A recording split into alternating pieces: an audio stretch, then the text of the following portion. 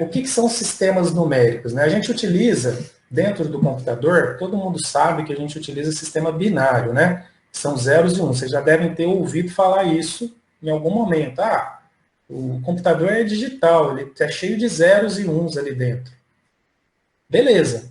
Mas o nosso mundo, que a gente, né, utiliza aqui no dia a dia, ele não é zeros e uns, né? Na hora que eu vou contar, eu conto de 1 até 10.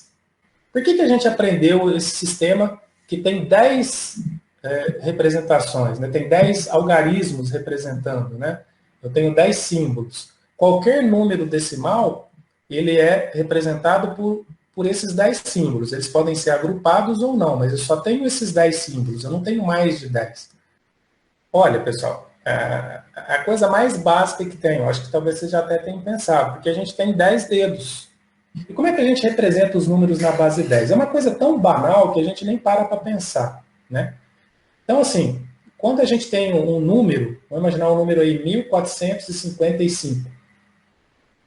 Cada algarismo do 1455, né, a gente fala que é um dígito. Então, a gente tem um número de 4 dígitos no sistema decimal. 1455 é um número de 4 dígitos.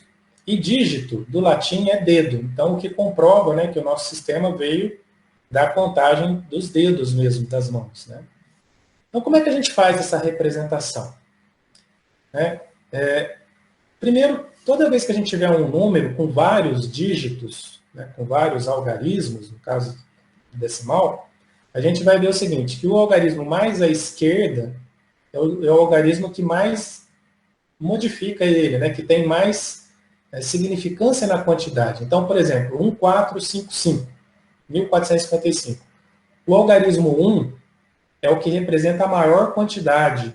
Então, a gente chama ele de dígito mais significativo, é o que está mais à esquerda. E o que está mais à direita, no caso do 1455, é o 5, né, que está lá na unidade, a unidade é o que modifica menos, né, o que acrescenta menos na quantidade. Então, isso aí é chamado de dígito menos significativo. E aqui, do inglês, a gente tem que a abreviatura, e vocês vão ver isso às vezes, né, nos livros em inglês, a gente fala de MSD e LSD. M é most significant digit. Most é mais, então o dígito mais significativo. E aqui é o lowest, né? O dígito menos significativo, que é low. Então, lowest significant digit, né? O dígito menos significativo. Então, uma coisa que eu já queria que vocês guardassem, né? É que, por exemplo, no número 23, o 2 é o dígito mais significativo, o 3 é o dígito menos significativo. No número que eu falei, 1, 4, vou botar um outro número aqui, 3, 7, no sistema decimal, este cara aqui é o dígito mais significativo, e este cara aqui é o dígito menos significativo. Por quê?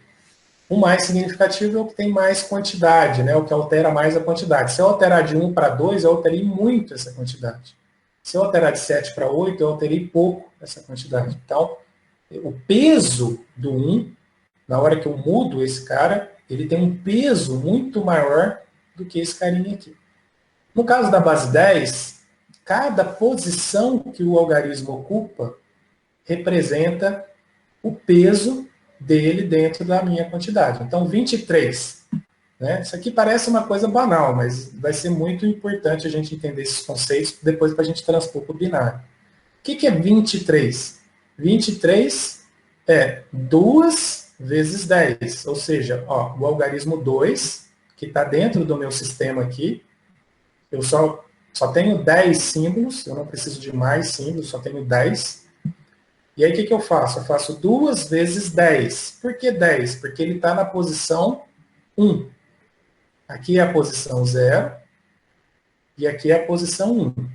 Se ele tivesse na posição 2, né, se eu tivesse mais um número aqui, 4, por exemplo, eu faria 4 vezes 100, né, porque ele está na posição 2. A posição que ele ocupa determina o peso que ele tem na quantidade que ele está representando.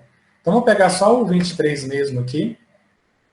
Né, vamos deixar o número original.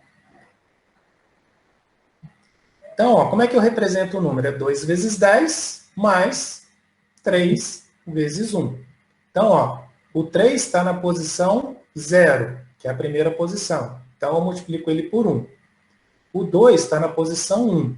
Então, eu multiplico ele por 10. Tá? Se eu tivesse mais 1, multiplicaria por 100. Então, o que, que a gente vê? A gente vê primeiro que a base, né, ela vai crescendo, o peso dessa base ela vai crescendo de acordo com a posição. Então, 23 é 20 mais 3, que dá 23. Tá? Qualquer número que eu queira representar, eu consigo fazer dessa forma. Então, aqui eu tenho 2.745,214. Se eu pegar esse número aqui, que tem 7 algarismos, 7 dígitos, o dígito mais significativo é o mais à esquerda, o dígito menos significativo é o mais à direita. Tá? Se eu estou depois da vírgula para o lado esquerdo, eu estou na parte inteira do número. Então, como é que fica o peso das posições? Né? Essa posição aqui, o número tem peso 1, o número que tem nessa posição tem peso 10, ou seja, eu vou fazer 4 vezes 10 para conseguir a quantidade. O número que está nessa posição tem peso 100, então 7 vezes 100. E o número que está nessa posição tem peso 1000.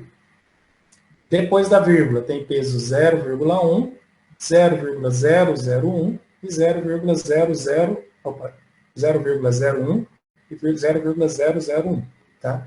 Então, o que a gente vê? À medida que a gente anda para cá, os pesos aumentam. E à medida que a gente anda para cá, os pesos diminuem. E para eu obter o número, é só multiplicar o algarismo, ou seja, o dígito que está aqui, vezes o peso da posição que ele ocupa.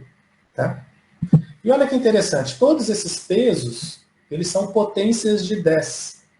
Né? Aí vocês precisam recordar um pouquinho da operação de potenciação. Né? O que é a operação de potenciação? Você fazer 10 elevado a um valor. Esse valor é um valor inteiro. Olha que interessante. Se eu estou na posição 0, olha que legal. Posição 0, do 5 aqui, né? Ele não é a primeira posição não é a posição 1, tá? A primeira posição é a posição 0. Então, essa posição 0, se eu fizer 10 elevado a essa posição, 10 elevado a 0, qualquer número elevado a 0 é 1. Então, quanto que é o peso da posição 0? É só fazer 10 elevado a 0. 10 elevado a 0 dá 1. Então, eu estou no peso 1, nessa posição aqui. Se eu estiver na posição 2, né? Estou aqui com o número 7. 7 está na posição 2. Qual que é o peso do 7? É 10 elevado à posição dele. 10 elevado a 2. Portanto, ele tem um peso 100. Se eu estiver na posição 3, então, posição 0, posição 1, posição 2, posição 3. Qual que é o peso de algum número na posição 3? 10 elevado a 3, que é a posição dele, que é 1000. Então, ele tem peso 1000.